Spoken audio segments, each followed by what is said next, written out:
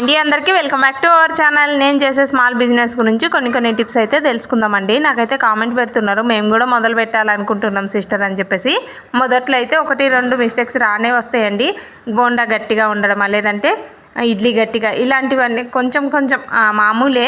ఎందుకంటే మనం ఎంతసేపు ఇంట్లోకే చేసుకునే వాళ్ళం కదా, ఏదో కొంచెం 1 గ్లాసు 2 గ్లాసులు ఇలా ప్రిపేర్ చేసేవాళ్ళం కాబట్టి సడన్గా కిలోలు చేయమంటే ఎవరికైనా అట్లే అనిపిస్తుంది. నేను కూడా మొదట్లో కొంచెం అటు ఇటు అయ్యేదన్నమాట. అలా అని చెప్పేసి నేను అసలు ఆపలేదు. ఇక కొంచెం అటు ఇటు ఉన్నా, ఒకవేళ చిన్నగా వచ్చేసినాయి అనుకోండి ఒక ఇడ్లీ ఎగస్ట్రా పెట్టేయడం.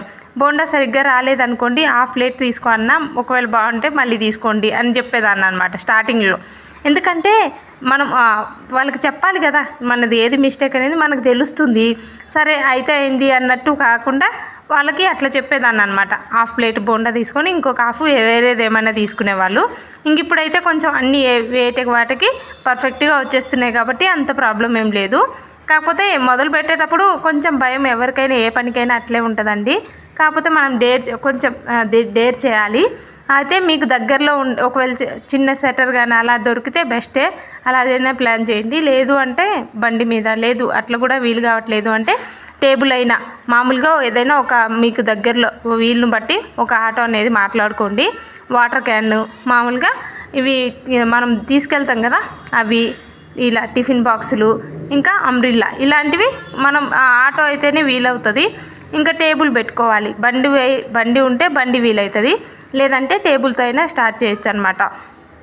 నాకైతే అడుగుతున్నారు, మొన్న బండి దగ్గర కూడా 2 సిస్టర్స్ వచ్చిరనమాట.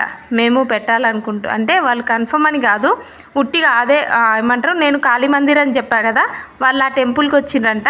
కాకపోతే నేను అక్కడికి వెళ్ళక ముందే వచ్చి వెయిట్ చేసిర్రు. అయితే అయిపోయేంత వరకు కూడా ఉన్నారు, మాట్లాడారనమాట. కూర్చోని చెప్పడానికి కూడా వీలు కాలేదు, ఎందుకంటే అక్కడ ఏం ప్లేస్ లేదు కదండి మనకి, అందుకనేసి. ఇంకక్కడ మళ్ళీ అటైతే వెళ్ళిపోయారు, పని ఉందని చెప్పేసి. ఈ వీడియో తీయడానికి నాకు 3 రోజులు టైం పట్టింది. ఎందుకంటే ఇటు చూస్తే పిల్లలు ఉంటుంది, ఇట్లు ఇంట్లో పనులు ఏదో ఒకటి ఉండనే ఉంటాయి, ఇంక ఇటు టిఫిన్ ప్రిపరేషన్ ఇవన్నీ ఉంటాయి కదా. ఇంకా ఈ 3 డేస్ వీడియో కలిపి ఈ వీడియో అయితే మాట్లాడుతున్నాను అనమాట. ఇంకా ఈవినింగ్ అయ్యేసరికి పిండిలన్నీ రెడీ చేసుకుంటా అండి. స్టార్టింగ్లో కొంచెం ఇబ్బంది ఉండనే ఉంటుంది, ఎందుకంటే సడన్గా ఎక్కువ పనిని మనం నెత్తినేసుకుంటున్నాం అనిపిస్తుంది. కాకపోతే కొద్ది రోజులు ఓపికగా చేయండి, మామూలుగా సెట్ అయిపోతుంది అనమాట.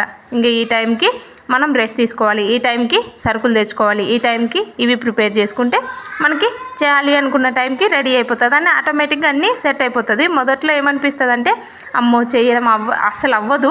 ఎందుకంటే 1 రోజు చేస్తే ఓకే, 2 రోజులు చేస్తే 4 రోజులు చేసేవరకు బాడీ మొత్తం చాలా పెయిన్స్ అనిపించడం, లేదంటే ఇంకా 5వ రోజు ఇంకా ఇది మనతోని అవే పని కాదు అనిపిస్తుంది.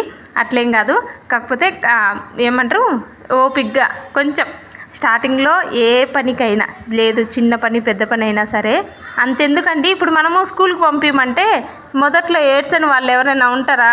ఎవరు ఉండరు. మొదట్లో అందరం ఏడ్చిన వాళ్ళమే. అలా అని చెప్పేసి స్కూల్కి పోవడం మానేసినామా? కాదు కదా. అంతే అండి. ఒకవేళ ఎవరైనా పెట్టాలి అనుకున్నా, లేదంటే ఏదైనా కొంచెం చిన్న మిస్టేక్స్ వచ్చినా నాకైతే కామెంట్ చేయండి. నాకు తెలిసింది మాత్రం 100% చెప్తాను, నాకు అలాంటి ఏం లేదు. ఇంకోటి ఏంటంటే, ఇప్పుడు వీళ్ళని బట్టి ఒకవేళ ఆ ప్లేస్ సెట్ అవ్వట్లేదు అంటే మీరు కొంచెం వేరే ప్లేస్కైనా మార్చచ్చు కదా. ఒకవేళ సెటర్ అంటే మార్చడం కుదరదు. అలా అని చెప్పేసి స్టార్టింగే ఎక్కువ మీ బడ్జెట్ పెట్టకండి. కొంచెం 50,000లో అట్లా కూడా ప్లాన్ చేసుకోవచ్చు. ఎందుకంటే సెటర్ ఒక 10,000, లేదంటే మొత్తం అడ్వాన్స్ 10,000 అట్లా ఇచ్చేలాగా, లేదా ఒక 20,000లో మీరు సామాన్లన్నీ వచ్చేలాగా. ఏంటి, గ్రైండరు సెకండ్లో తీసుకోండి, ఎగ్జాంపుల్ చెప్తున్నా. ఇక ప్లేట్స్, లేదంటే ఇక సామాన్లు ఉంటాయి కదా, ఇడ్లీ పాత్ర, ఇంకా సిలిండర్, మామూలుగా సెటర్ అంటే కమర్షియల్ ఉండాలి. అట్లా ఇలాంటివన్నిటి కలిపి ఒక 50,000లో అయ్యేలాగే ప్లాన్ చేయండి. ఎందుకంటే మళ్ళీ ఎక్కువ పెట్టేసినాం అనుకోండి, అక్కడ జరగకపోతే మళ్ళీ ప్రాబ్లం.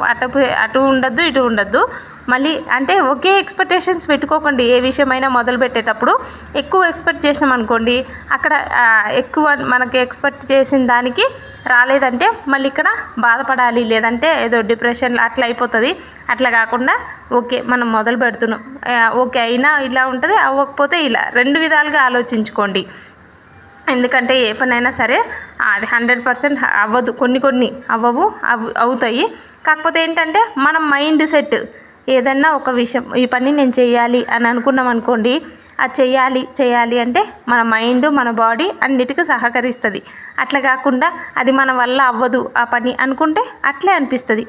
ఇప్పుడు నార్మల్గా ఇంతకుముందు అయితే నేను చాలా బద్ధకంగా ఉండేదాన్ని. ఇక పిల్లలు లేపి రెడీ చేసి ఇక ఆడికాడికి టైం అర్జెంటుగా గబగబా వంట చేసి బాక్స్ పెట్టి పంపించేదాన్ని. కాకపోతే ఇప్పుడు ఎందుకు ఇంట్రెస్ట్ వస్తుందో నాకే అర్థం కావట్లేదు. ఎందుకంటే మన మైండ్ మన బాడీ అలా ప్రిపేర్ అయిపోయింది అనమాట. నాకు ఈ పనులు ఉన్నాయి, నేను ఈ పనులు చేసుకోవాలి అని చెప్పేసి అట్లా. అంటే ఇప్పుడు ఒకవేళ ఎగ్జాంపుల్ చెప్తున్నా, ఎటైనా ఊరు వెళ్ళాలి, ఏదన్నా ఊరికి లేదంటే ఏదైనా ఫంక్షన్కి వెళ్ళాలనుకోండి, ఆ టైంకి వెళ్తామా వెళ్ళమా? ఎంత ఎర్లీగా ఒకవేళ 6ంటికి అక్కడ ఉండాలంటే 4ంటికే లేచి రెడీ అయిపోయి వెళ్తాం ఒకవేళ దగ్గరలో అయితే. అదేవిధంగా ఏదైనా సరే మనం ఎట్లా ఆలోచిస్తున్నాం దాన్ని బట్టి మనం పనులు అనేది ప్లాన్ చేసుకోవచ్చు అనమాట. ఈవినింగ్ అయ్యేసరికి పనులన్నీ ఉంటాయి. మిర్చి వేపుకోవడం, పల్లీలు వేపి పక్కకు పెట్టేసుకోవడం, ఇంకోవైపు అయితే గ్రైండర్ పట్టేస్తా, మినపప్పు ఇంకా అవి నానబెట్టేస్తా కదా. మరి ఎక్కువ 6-7 గంటలు అయితే నానబెట్టను, ఒక 2 గంటలు మాత్రమే నానబెడతా. బియ్యం అయినా సరే, మినపగుండ అయినా సరే, ఇడ్లీ రవ్వ మామూలుగా అప్పుడు ఇడ్లీ రవ్వ ఒకవైపు, ఇంకొక సపరేట్ మినపగుండ నానబెట్టేసి 2 అవర్స్ నానిందంటే ఇంకా గ్రైండర్ బట్టి కలిపి పెట్టేస్తాను అనమాట. అలా అయినా సరే నాకు 4ంటికి మొత్తం అన్నీ రెడీ అయిపోతాయి. పిండి బోండా పిండి కానీ ఇడ్లీ పిండి కానీ రెడీ అయిపోతాయి. ఇంకా పిల్లలకి ఏమేమి తినిపించాలో అవి అయితే తినిపించేస్తాను. ఒకవేళ ఒక్కొక్క రోజు వాళ్ళే తింటారు, లేదంటే నేను తినిపెట్టేస్తా.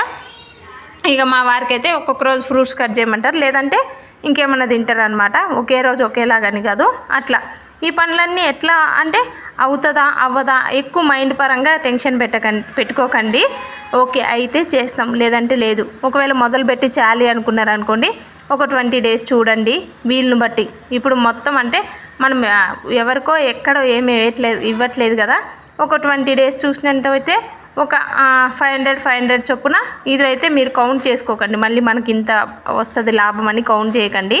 ఒకవేళ అక్కడికి సరిపోయినా పర్వాలేదు, అలా అని చెప్పేసి కొద్ది రోజులు చూడండి.